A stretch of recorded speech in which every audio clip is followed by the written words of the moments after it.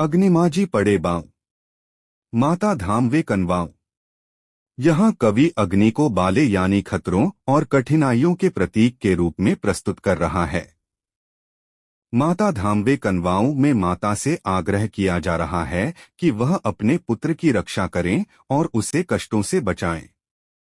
यह माता के प्रति भक्ति और प्रेम को दर्शाता है। तैसा धाम वे माझिया काजा, अंकिलामी दास तुझा। कवि अपनी स्थिति को व्यक्त कर रहा है।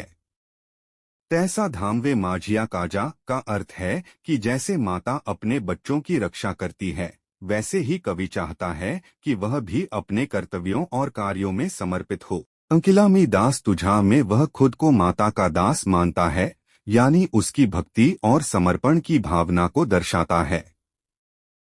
सवेंची झेंपावे पक्षिणी, पिली पड़तांची धरणी।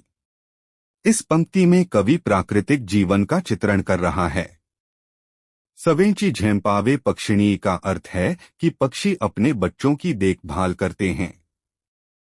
पिली पड़तांची धरणी का आशय है कि जब बारिश होती है तो धरती और पक्षी दोनों का जीवन संजीवनी मिलती है।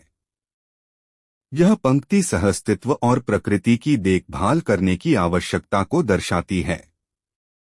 भुकेले वत्सरावे, धेनु हंबरत धामवे। भुकेले वत्सरावे का अर्थ है कि जब बच्चे वत्सर भूखे होते हैं तो वे मां का ध्यान खींचते हैं। धेनु हंबरत धामवे का अर्थ है कि गाय अपनी संतानों को दूध पिलाती है। यह जीवन के मौलिक पहलुओं जैसे कि भुखमरी और पोषण को दर्शाता है। वणवा लागला से वनी, पाड़स चिंतित हरणी। वणवा लागला से वनी में कवि आग के प्रतीक का उपयोग कर रहा है, जो खतरे और समस्याओं का प्रतीक है। पाड़स चिंतित हरणी का अर्थ है कि जब आग लगती है तो हरिणी अपने बच्चों को सुरक्षित स्थान पर ले जाने के लिए चिंतित होती है। यह माता पिता की चिंता और सुरक्षा के प्रति उनकी जिम्मेदारी को दर्शाता है। नामाम हणे मेघा जैसा, विनवितो चातक तैसा। इस पंक्ति में कवि चातक पक्षी के प्रतीक का उपयोग कर रहा है। नामाम हणे मेघा जैसा का अर्थ है कि जैसे मेघ बादल पानी की वर्षा करते हैं, वैसे ही चातक पक्षी बारिश का इंतजार करता है। विनवितो चातक तैसा में कवि प्रार्थना और विनम्रता का संदेश देता है।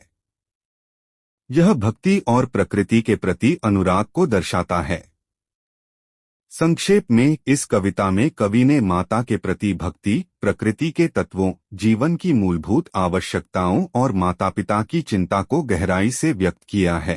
प्रत्येक पंक्ति जीवन के विभिन्न पहलुओं और भावनाओं को दर्शाती है, जो न केवल व्यक्तिगत स्तर पर बल्कि सामाजिक और प्राकृतिक स्तर पर भी लागू होती हैं।